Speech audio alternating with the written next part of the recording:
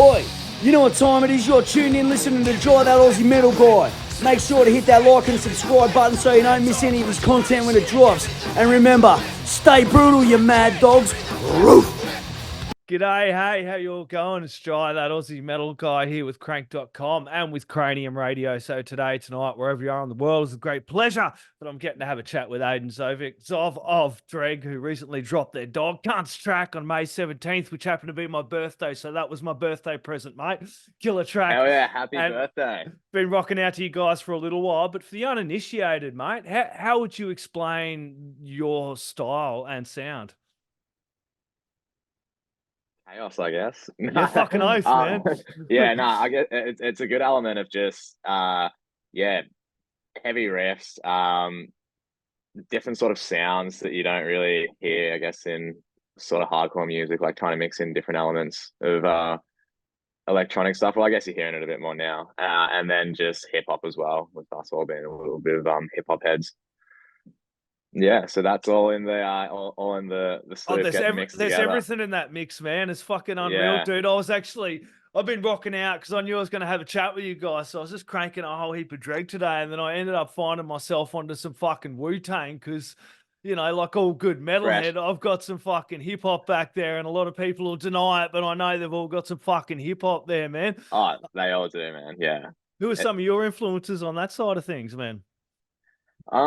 I mean, so we've been writing like a big sort of collection of work towards an album. So a lot of the times we spent a lot of last year meeting up every Sunday just to write music. But before we did that, we'd kind of have like half an hour to an hour of just shit talking and playing whatever we'd sort of listened to. And yeah, I guess we all bring completely different elements to the band, but to inspire that record, I guess at that time a big influence was a lot of Kendrick Lamar. He just dropped an album when that came out. System of a Down's always been a big influence whenever we write or listen to. But yeah, our new guitarist Zach, he also has another side project, Artie Veer, and he also writes psytrance music. So it's been nice having another element come into this band and definitely spice it up where we can go, oh, cool, let's put some different sort of noises towards this this sound. So I don't really know a lot of the artists that he listens to, but whatever he shows us, we're all just like, yo, this is fucking hectic. So there wasn't a heap of hardcore influence, I guess, when we were writing music. Like there was a lot of that stuff, but well, you already have that hardcore sound anyway, so it's kind of good to mix it up a little bit in with what you are already cranking. You've always had that really just fucking hard elements, but also those fucking kind of hip hop elements, but also like there's a little bit of a political side, satirical political side, poking fun at the fucking mainstream society as well, and the bullshit that goes on through it all. Yeah. I mean, it's there's so much just random bullshit that happens in the world today, and just a lot of stuff that, you know, people can have crazy different opinions on. So it's I guess a fun and good way that you can kind of express yourself with how you feel, and but in a creative way as well. Yep. Tell us a little bit about how you first got started, mate, playing. Like, bass, you play bass, but is that what you started? Did you play guitar? Or tell us a little bit about your beginnings there on the musical side of things. So no, not at all. It was 2019. The boys were needing a new bass player, and I had already been touring with the band for like 3 or so years, just, you know, doing the ins and outs, selling the merch, just smoking chuff with the boys, that old chestnut, I guess. And then, yeah, when that opportunity came, I was like, yo, can I just play bass? And Macca and the old guitarist Jordan at the time were like, no, man, like, you don't know how to play an instrument, so no chance. But then I lived with people who knew how to play guitar and bass, so I kind of just went behind their back and I was like, do you reckon you could help me like just learn these songs so I can just show them whenever I go to their house and I'm slowly learning? So we did that. Just after like a month or so, I was kind of like, yo, I'm actually doing it. And they had a tour coming up in May, and I think this was maybe like December, January when I started learning. So it was probably like for 2-3 months straight, just like didn't go out, didn't do anything, just like stayed inside and just played guitar to slowly get up to a level of playing those songs somewhat decent. What was that But process like, dude? That would have been hard work. You know what I mean? People, it's not easy. I tried fucking playing bass for a little bit. I didn't have the patience for bass or guitar or anything like that. Hence, this is why I'm doing this, I suppose. yeah, fully. I mean, I guess the drive was like I've always wanted to be in a band. Like I've been going to shows for God knows how many years, man. I think my first show was when I was like 14.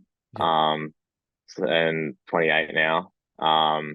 And just that drive, like I'd always kind of like I don't know, just try and learn how to play or like fuck around with an instrument whenever there was one around me. But when I was younger, I'd always want to just like listen to music when I was like listening to it and like, fuck, it'd be so cool to be able to play shows, and just never got a guitar or like learn how to play drums or anything when I was growing up, just for, I don't know, being a lazy cunt really.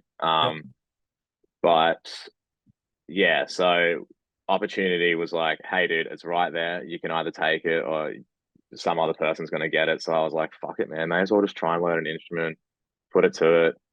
And it worked well with the Parkway Drive theory. Like they did the same sort of thing. And it was like, you've got to learn, 12-ish songs so we can go tour. And you see heaps of people do it, you know what I mean? Like heaps of homies should start learning guitar or bass to fill in for people's bands. But yeah, it was definitely a slog, man, but it was super rewarding. And I had cool people teaching me new things about bass the whole time, like people I've looked up to in my life as musicians that I think are, god tier. So, and they're just giving me pointers and saying that I'm doing a good job. So it was kind of like a pat on the back at the same time, man. Yeah, most definitely, dude. And then you kind of would have been in, what was that, DREGG music mixtape that dropped 2022. So you would have been heavily involved in that. Tell us about that one, because that one's a killer album. One I'm still ripping the shit out of. A Radio Replica actually makes its way onto my start of my show quite a lot for some reason. Nah, awesome, dude. That was actually, that was one of my favorites when we first wrote that. That was actually recorded and written before I was in the band. Okay. Yeah, so I joined the band, and we were driving back from Adelaide, and Chris was driving, and he was like, "Oh, here are some of the songs," and he showed me that song, and I was like, "That song's sick, dude!" And then he showed me Hyperbole, and it was like a battle between those two songs, and Hyperbole was the first song that dropped, which was the first song I was released when I was in the band. I just seen that was the very film clip I was just watching just before I jumped into this interview with you, man. Some groovy fucking hairstyles in that as well. Yeah. And the Borat Mankini making a fucking comeback for sure, dude. Yeah, it was just one of those, I don't know, man. We just love doing stupid, dumb shit that's like we think's gonna be funny, and like, you know what I mean? It's like if we're laughing at it, we're kind of like, oh, who cares? Like we're doing this obviously for people to enjoy, but we're like, if we're having a good time, that's the main thing. Well, that's one of the things I've always enjoyed about your music as well. It does have these fucking. You should listen to music. Some bands you can listen to, and you're like, fuck yeah, you get I listen to DREGG, man, and I've enjoyed. I have fun with the music. I enjoy the metal elements. I love the hip hop elements. I love the fusion. And whenever I listen to you guys, I kind of have a lot of fun. But with Dog Cunts, I felt out you were kind of letting out a little bit of aggression, a little bit of a kind of a fuck you to some of these people out there as well. Some of the haters we all fucking kind of put on, I put it on and I felt like, fuck you to them cunts that have their, Yeah, nah, definitely. It was well, it's our first song back in, we worked out that it was 25 months that we hadn't released any music.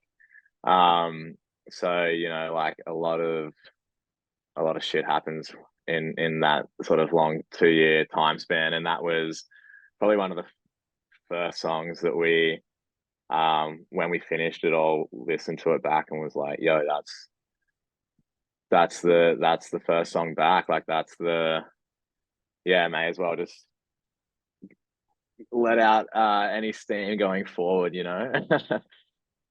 Yeah, no, it's a fucking ripping track, dude. Tell us a little bit about the film clip as well, because it's got this kick-ass film clip, and I think something like stupid like 10,000 views or something like that already on it.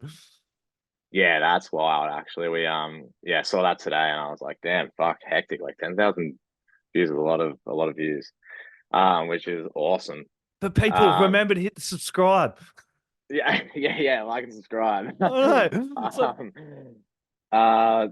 The video was nuts, man. We worked with our really good homie Josh Hickey, who is just like no other, man. An unbelievably incredible dude. Super nice, super creative, works super hard.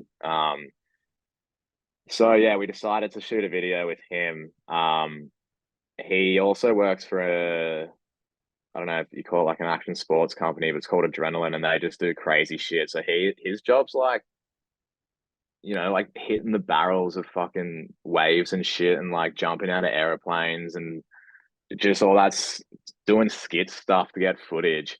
And so when we were getting on board with him, we had sort of like our blueprint of what we wanted to do, and then he had his ideas, and they all sort of just formed together and just just made something fucking really cool.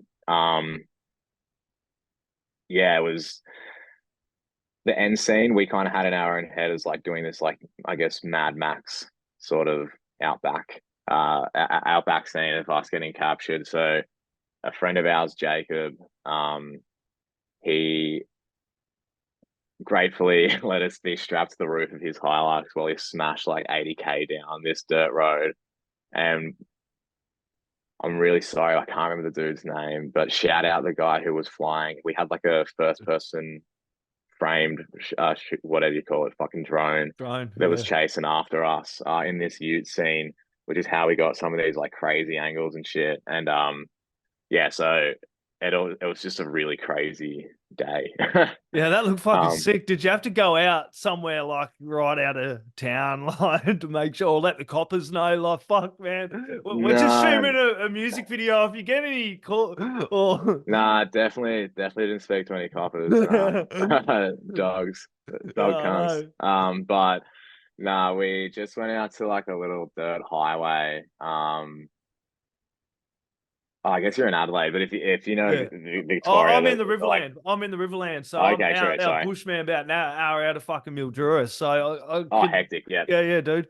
Well, yeah, so like if you know Melton, there was just like a little highway near Melton that we saw this dirt road. But yeah, we kind of it was annoying. We like scoped out on Google Maps, and we were like, cool, perfect. Like, who the hell's gonna drive down this road in fucking this area? And as we get there, it's just like truck. It was so cooked. So because we were strapped to the roof, because like, you know, like we like doing our own stunts, but like I'm not super game on fucking going 80 down a dirt road with not being strapped in, you know what I mean? So every time we saw a car or a truck, we were like unstrapping ourselves with these ocky straps and shit, because we were like, we don't want these people to call the cops. Yeah. So it went that whole bit took a little bit longer than what we expected. But yeah, that scene was definitely probably one of the funnest. I was strapped to the roof with Zach, and we kept saying it just felt like you were at an amusement park. Yeah, being on some sort of crazy ride that's just sending you. Oh, the fuck on. So you're working on a new album, you were saying, yeah? Yeah. So that's in the works. Well, it's finished. Like, it's all mixed and mastered and yada yada. But there's no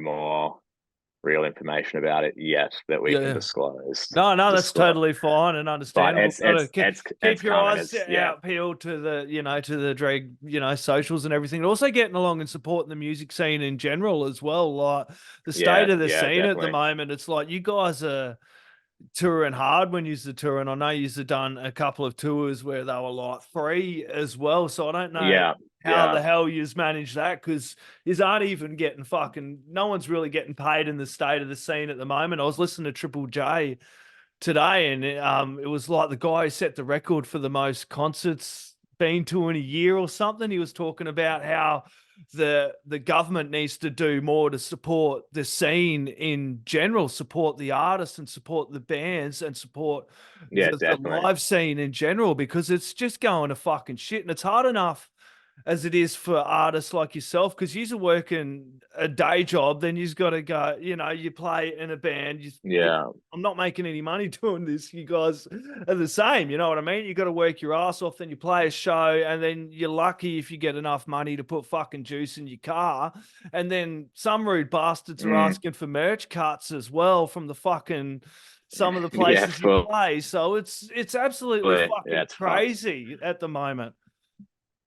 Yeah, it is fully insane, dude. Like, it's I mean, it's nice down in Melbourne. There's a few bands at the moment that are putting on some all ages shows when they've been playing lately, which is great to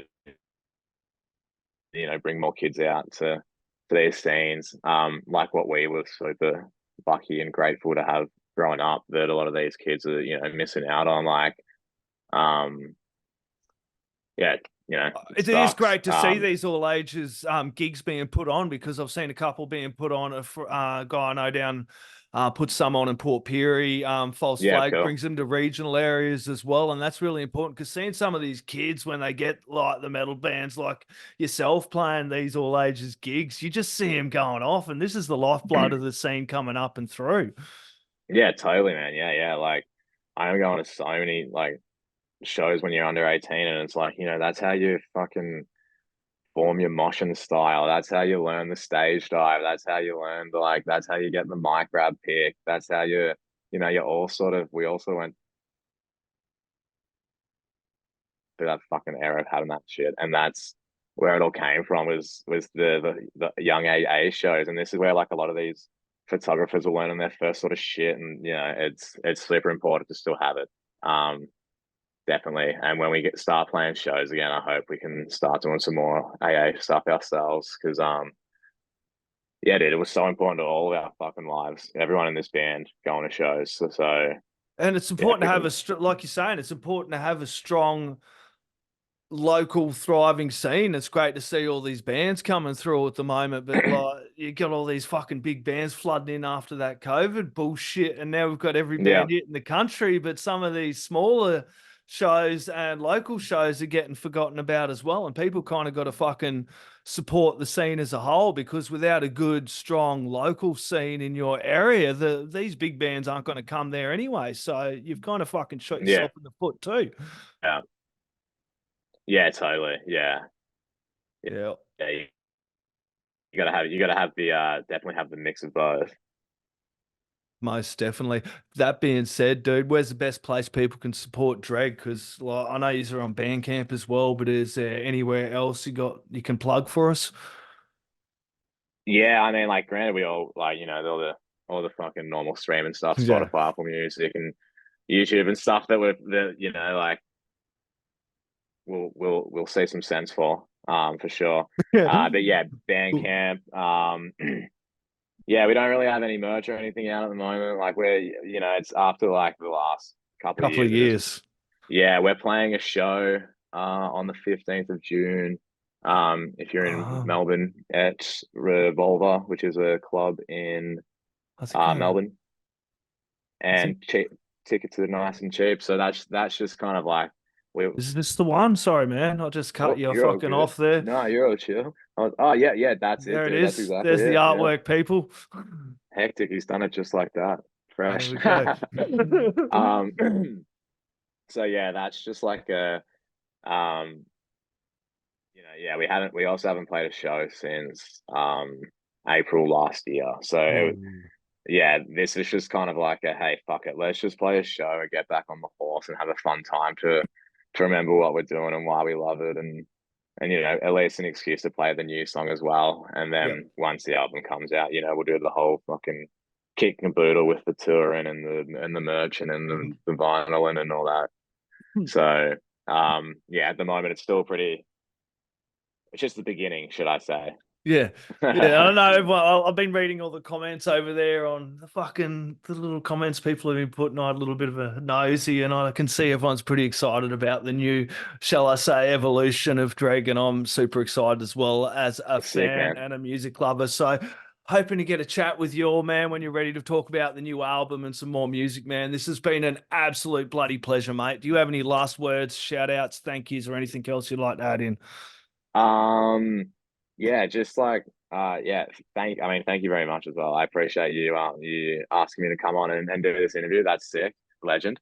But yeah, just I don't know, shout out all the homies, shout out all the good shit, shout out life, man. Like after COVID there was so much negativity, dude. Now that we're at the fucking it's all finished, man. I'm happy camper and advocate of everyone having a good time and having a sick one. So shout out life, man. That's it. Keep kicking ass. Everyone grab some DREGG, chuck it in the stereo, turn it up to 11. The bloody neighbours are going to want to hear it as well. Cheers, mate. Killer. Thanks, brother. Have a good one. Take care. Done. Okay, cool. Oh, wait up before you go. Oh, yeah, no, sorry. Just, there we go. Cool. It just came up saying that the meeting was recorded. And I was like, oh, okay. Cool. Yeah, no, it's still cool. I'll cut here or wherever the fuck I cut it there. Did you want to quickly go, hey, fucking, this is Zov from DREGG. You're listening to Cranium Radio. And I'll give that to the fucking, because it's a US fucking internet station. I'm the only Aussie cunt they've got on there, dude. So I've really? Yeah, man. Yeah. So I fucking... They actually got not a bad listener base over there, so I've been plugging the Aussie shit. I do like an Australian-made show, which is Wednesday Arvo, but fucking also do another one on fucking the weekends as well. So I'll send it. Sick, man. You're supporting it all the way over to the US, dude. You're a legend. Yeah, man. I just do it for the love of it, man. It's fucking. I'm like you can't. So I'm not getting paid to do it, man. I just love it. Yeah. So, but okay, quickly chuck it in, dude, and we'll go. I'll just sick. Yo, what's up? This is Zov. You're listening to Cranium Radio. Done. Cool. Killer. Fuck yeah, bro. Oi, you're tuned in to Jai That Aussie Metal Guy, so make sure to hit that like and subscribe button so you don't miss any of his sick content. And remember, stay brutal, you legend.